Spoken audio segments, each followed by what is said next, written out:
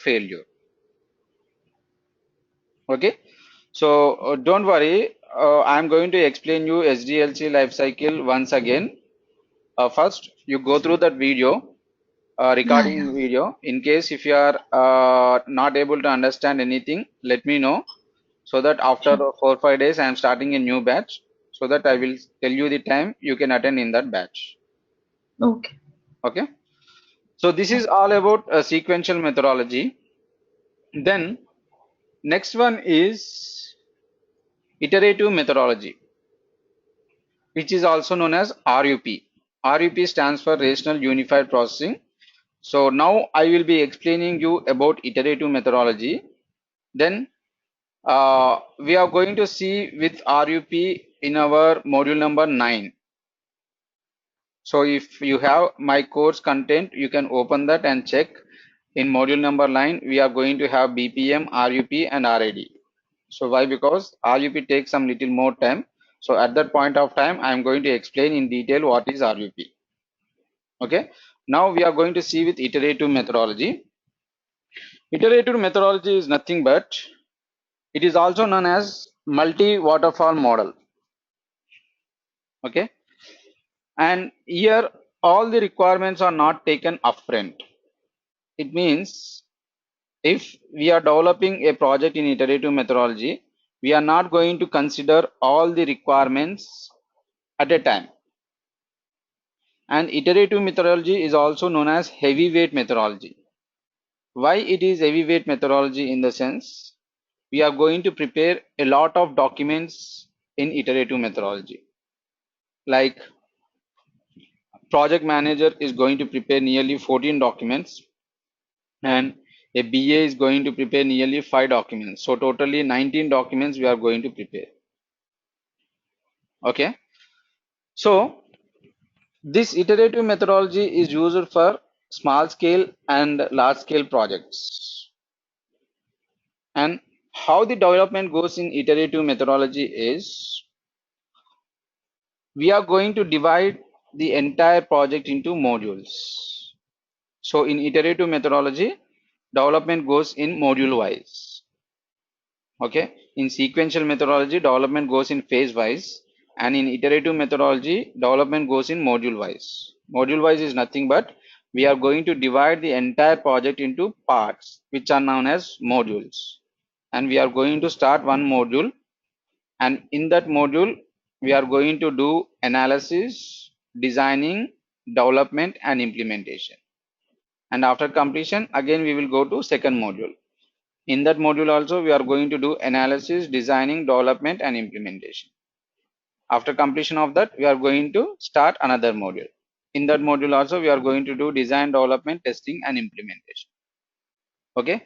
In this way, for each and every module, we are going to repeat the SDLC process. Okay.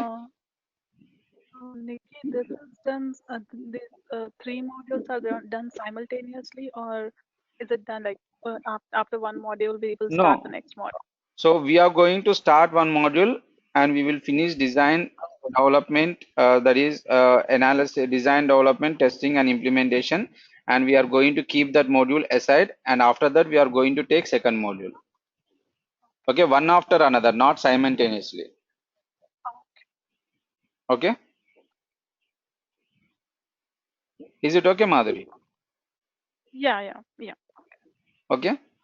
So here is some notes related to iterative methodology.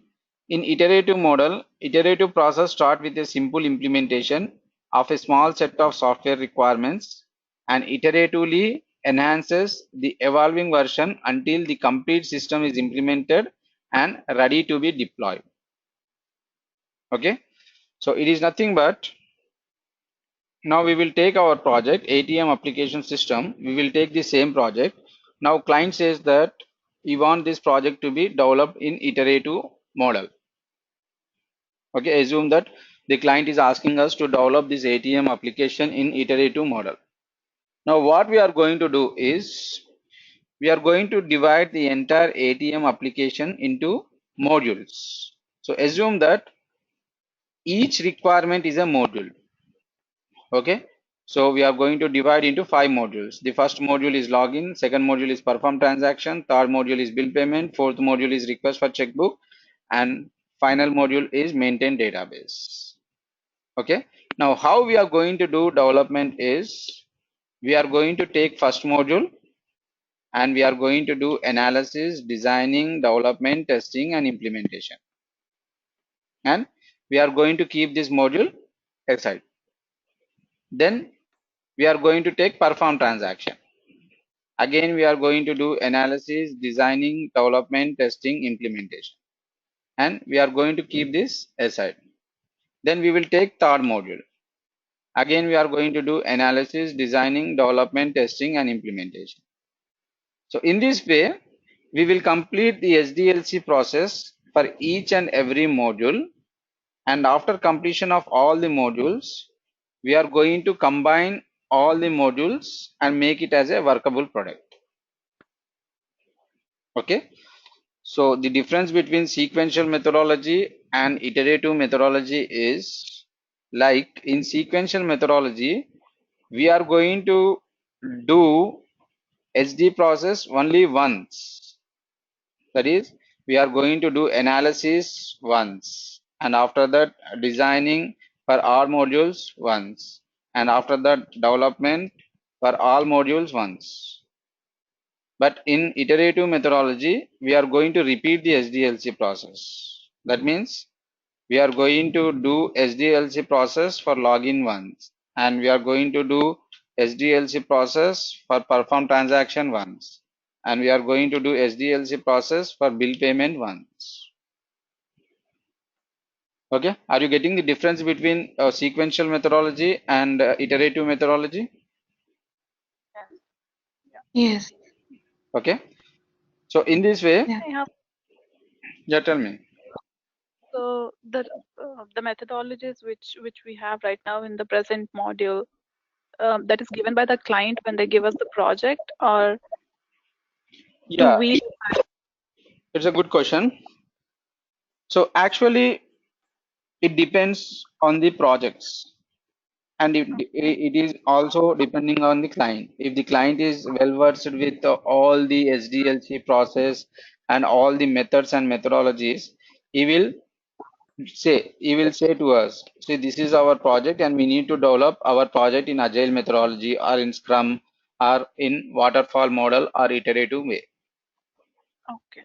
And if the client won't say, then we are going to specify. So we are going to start this project in agile methodology, or we are going to develop this project under waterfall model. So in this way, there will be a project plan. Okay. As I said, the PM is going to prepare 14 documents.